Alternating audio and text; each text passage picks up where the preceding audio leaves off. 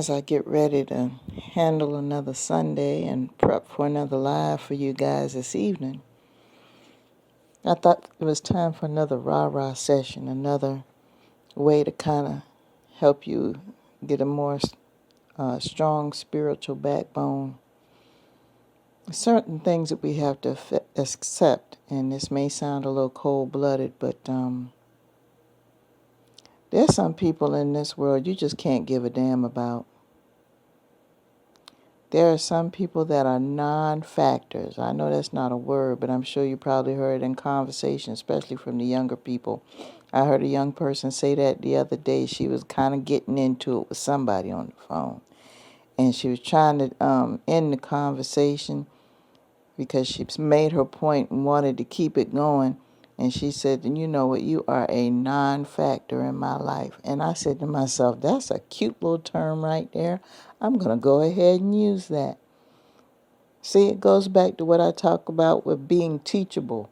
You know, it's not about age. You can learn a lot from people younger than you. Don't get into the mindset of figuring just because somebody younger than you, they're dumber than you. That's not true, because their experience may not have been your experience. So you might be able to learn something. And I learned something from this young lady. And don't get me wrong, I wasn't eavesdropping. We were in the middle of a convenience store. There was only one cashier. The line was very long. It was very hot. And there were a lot of people in there, and she was speaking very loudly, so I was not eavesdropping. I was simply there, okay?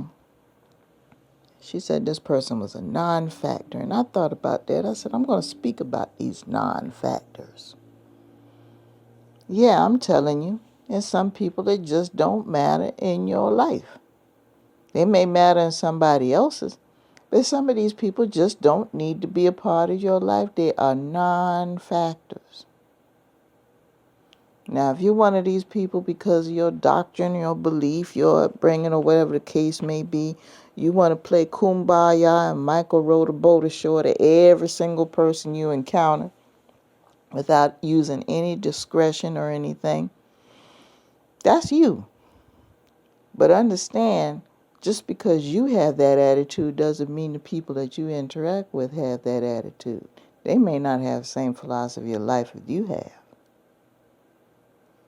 And once you find out that they don't, and in actuality, their attitude is a direct opposite of yours, that their intents and purposes are not good, you need to let their asses go.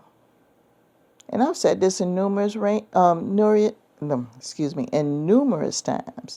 in different audios about this. These people are non-factors. So I'm going to talk about a few of the ways a person is a non-factor. A person is a non-factor when the only time that you hear from them is when they're lacking from something. These are the type of people that do not randomly call just to say, hey, how you doing? Or I love you. They don't have it in their genetic makeup. These are users. These are the type of people that the only folks that are around them are folks that are contributing to their well-being. But they do very, very little, if any, to reciprocate the effort that other people put into them. They don't pour into other people like people pour into them. These are non-factors. Let them be with their own kind. Okay? The next type of non-factor person is the person who walks around like a zombie. They're either glued to their cell phone all the time. They're expressionless in their emotions, their interactions with people. They act like they don't give a damn about nothing. Nothing makes them happy. Nothing makes them sad. Nothing makes them angry. Nothing makes them afraid. Nothing. These people are void of emotional intensity or concern, empathy, sympathy, anything like that. Now, in some rare cases, some of these people may have a mental disorder where they cannot express emotions.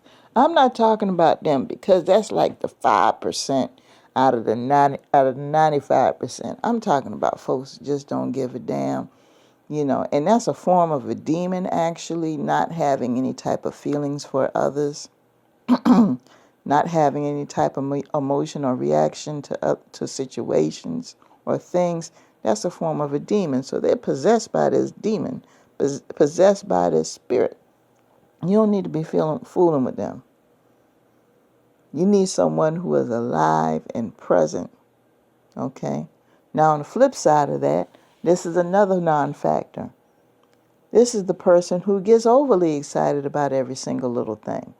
Now, it's a clear indication this person may be suffering from an anxiety disorder. You know, it could be a chronic anxiety disorder where that's a mental diagnosis. But there are some people, they just doing too much. Doing too much with every single little thing in their life, and they are in constant chaos and turmoil all the time. And when you try to provide solutions or try to put some water on the fire, they act like they don't even want the problem solved because they want to keep the drama going. Some of these people actually think that the only way to live life is to have drama constantly. That's where they were conditioned to believe. And a lot of these people who believe that, they were raised up in that type of environment with those type of people, and that's when they believed. So it's based on their upbringing and conditioning and their environment. And some of them aren't. So that's another non-factor.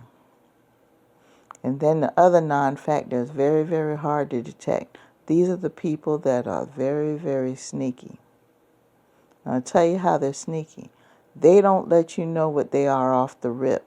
Their intentions are not obvious. They will cloak their intentions and cloak their image and cloak their lifestyle one way and deep down is something else. And it's going to take some time for you to figure out where they're coming from. You got to peel back the layers of that foul-smelling onion.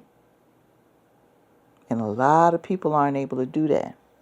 So in order for you to do that, you got to have a strong spiritual connection and a sense of self and a sense of what positive and negative energy is. You got to be able to do that to deal with these people, because a lot of these folks get away with a lot of shit all their lives from the average person. But someone who's enlightened like you that comes along, they're either, number one, not going to want to deal with you because they already know that you peak game, or number two, the bold ones will actually try to alter your sense of consciousness and have you confused and fucked up. You got to be careful. These are non-factors as well. So I hope that this kind of helps you avoid the non-factors. And I know, like I said before, I know in some doctrines or religions or traditions or whatever, you're supposed to receive everybody. I beg to differ, because you got to be careful what you receive. You know, it's like kind of like going to the grocery store and going down every aisle and just grabbing stuff, not paying attention to the brand, not paying attention to what's in it or anything like that. And then you come home and you got a whole bunch of shit you don't need, that you can't use, and you probably is no good for you. So don't do that in regards to people. Don't be like that person in the grocery store that's got a cart full of bullshit, and then when they get home, they don't have anything substantial. Don't be like that type of person when it comes to dealing with people. Use discretion.